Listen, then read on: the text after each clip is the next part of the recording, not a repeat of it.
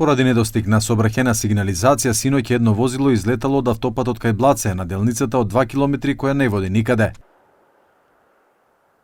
Се случува веднаш по поминувањето на граничниот премин. Патот што води кон Скопје се дели на два сегменти, но левата делница всушност нема никаков излез. За ова нема никаква предупредувачка сигнализација, ниту на почетокот, ниту на средината на патот, каде што има уште едно раздвојување.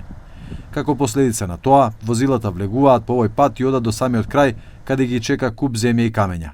Потоа се принудени да се вратат назад, но некои веќе настрадале, како во синоќешниот случај кога едно возило завршило зад купот земја паѓајќи надолу. Shpika ku mbyllen këto 2 kilometrat. Këtu pranë meje shihen disa pjesë të veturave, një retrovizor i thyer dhe më andej ishin disa shenja ku veturat kanë tentuar të frenojnë pasi që këtu nuk ka dalje dhe mund të bien në humner.